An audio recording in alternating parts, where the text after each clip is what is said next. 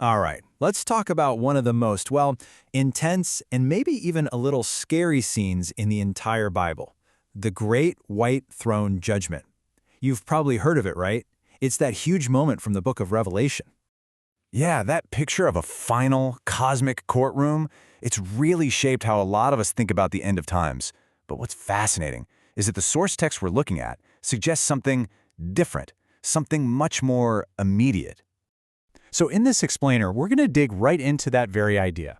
We're going to see how this vision, which can feel like it's all about future dread, might actually be a powerful spiritual truth for right now, according to our sources. Okay, so to get our heads around this, let's start with a basic question. Who exactly is standing in front of this throne? The text talks about the dead, small and great. Now, according to the sources, this isn't just about people who have physically passed away. It's talking about the spiritually dead, those who are separated from Christ. And small and great, that just means everybody. Your status, your power, your wealth, none of it matters. Everyone is laid bare before this judgment. Okay, so everyone's standing there, and then the vision says the books were opened. So you gotta ask, right? What in the world is in these books? Well, think of it like a complete, uncensored record of a person's life. Everything. Not just the big stuff, but every action, every motive, every single response to the truth they encountered. It's a judgment based on what you've done. And this is where it gets really interesting, because our sources point out a huge distinction. See, not all good deeds are created equal. You've got living works, the stuff that flows naturally from a real, genuine faith, and then you have dead works. They might look religious, they might seem good on the surface, but they're hollow. They're missing that core ingredient, the life of the Spirit. And here's the kicker. If we're only judged by what's in these books, based on our works, well, the sources are pretty clear. The outlook is not good. For anyone.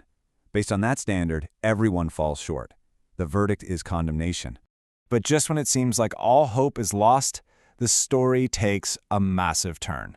The text says, and another book was opened, which is the book of life. Now hold on, because this is a game changer. The way our sources interpret this is, well, it's pretty radical. They argue the book of life isn't a cosmic ledger with a list of names. It's not a what, it's a who. It's Jesus himself. He is the book of life. So think about what that means. It completely flips the script. Salvation isn't about your good deeds outweighing the bad on some cosmic scale. It's about being found in Him.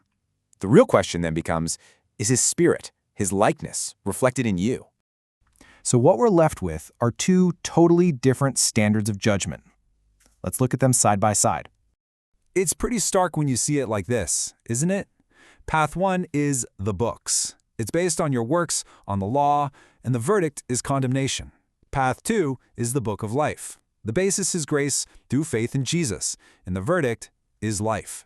Two completely different outcomes based on two completely different systems. Okay, so what's the big takeaway here? How does this apply to us, right now? Well, this is where the sources really drive the point home. This whole scene might not just be about some far-off day in the future. This whole thing, this judgment, it actually kicked off at the cross. Jesus' victory set this whole reality in motion. So judgment isn't some single event we're all waiting for. It's a constant spiritual state that you're in right now. And that means the verdict is also now. The moment you accept what Jesus did, your soul's verdict flips from death to life. Instantly. I mean, look at this quote. It sums it up perfectly. The moment a person becomes a believer, they change the verdict of their soul. It's not something you wait for, it's something you step into.